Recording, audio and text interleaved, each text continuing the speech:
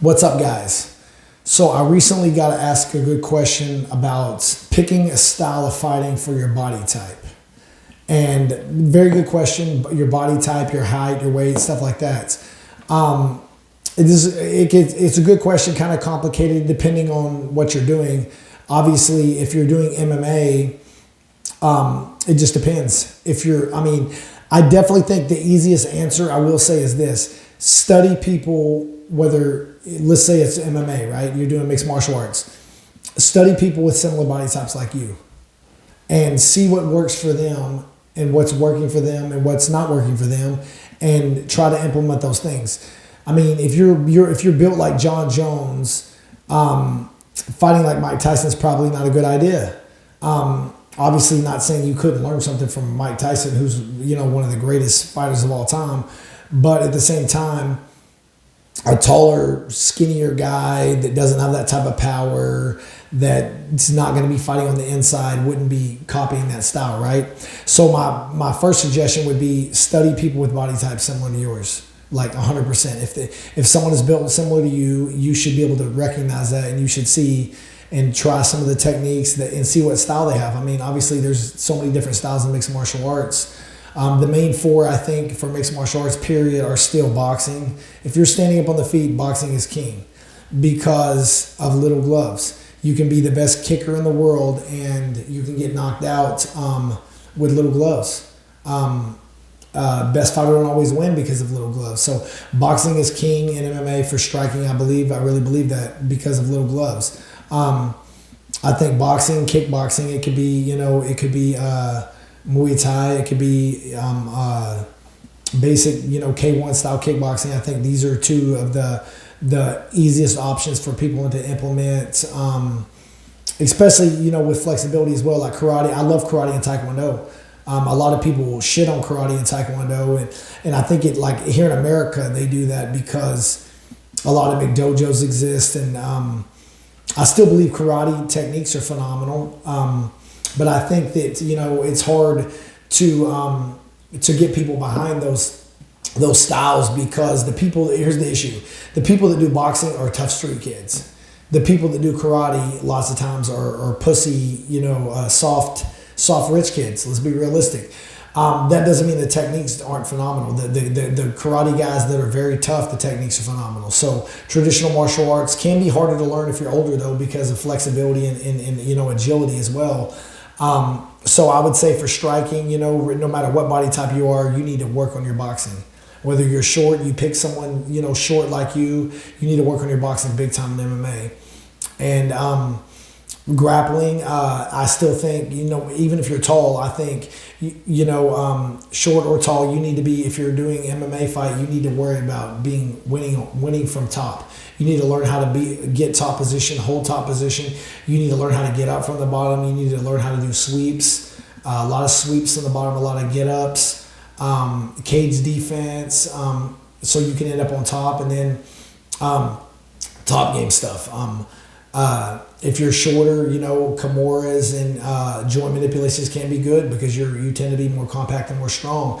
Chokes work great, and chokes work really good for tall people as well. I think that if you're a taller guy, I think you should really focus on upper body wrestling. I don't think a tall person should be, unless they're fighting another tall person, should be shooting a bunch of double legs or stuff like that. I think you should be upper body wrestling. And now, if you've been training your whole life, this is a completely different scenario. You can do a lot of stuff if you're able to start training martial arts when you're 5 or 10 years old. But speaking, there's still a lot of people that really love MMA and want to get involved, but they're not able to train younger. They don't start till they're 18 or 20 years old. So I would say, body. And I also think another thing people don't talk about is the temperament. Like, if you have to realize what type of temperament you have. Like, you're not going to teach a extreme aggressive pressure fighter to be a counterpuncher. They're going to have to learn how to do both. If they're, you're going to have to learn how to pressure, you're going to learn how to counter, you're going to have to learn how to be an offensive wrestler and a defensive wrestler. But you're going to lean towards your temperament. You're never going to, anytime you run it, if your goal is to come forward and fight and be a pressure guy, but you're fighting someone who's way more naturally like that. The natural person is going to take that lead, and you as a counterpuncher by nature will probably go back to your natural role of being a counterpuncher. So temperament is as big as the body type, I think, as well. You should need to learn how to fight according to your temperament. But I mean, I just think it's going to be hard to do a lot of moves if you don't have certain attributes. So you need to pick people. The easiest answer for this whole video is pick someone. High level people. Don't, you want to watch the best. Pick high level people and study the stuff they do, and ask your coach. Say, hey, I saw so and so do this. What do you think about that? He's built similar to me. I like this technique. Maybe video it. Show your coach. I saw him do this. Can you teach me how to do that? This is how you get good, guys. Like I didn't start training until I was 20 years old, and that's kind of what I did. I started watching everyone that was built like me, body type, and the good coaches I had. I've had a lot of shit coaches too over the years. Anybody who's fought long enough and worked with multiple coaches, you have good coaches and you have bad coaches.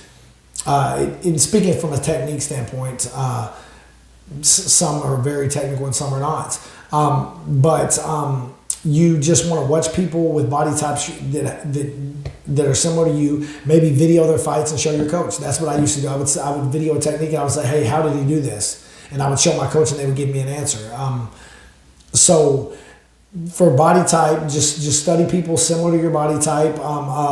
Similar to, if you're a heavyweight, things are different than when you're a lightweight. So watch people, not just your body type, but similar weight class as well. If you're a 135-pound fighter, yes, you can learn stuff from watching a heavyweight fight for sure, but you're going to learn more from people your own size. I mean, that's just kind of how that works. Like a lot of the moves that Demetrius Johnson does, a heavyweight's not going to be able to do. So study people with the similar body type that you have and similar weight class. That's my advice, guys. Let me know if y'all got any more questions, and buy my book, The Ultimate Guide to Choosing a Martial Arts Core Instructor. The link is in the description below. Let me know if y'all got any more questions, and I'll try to answer them as best I can.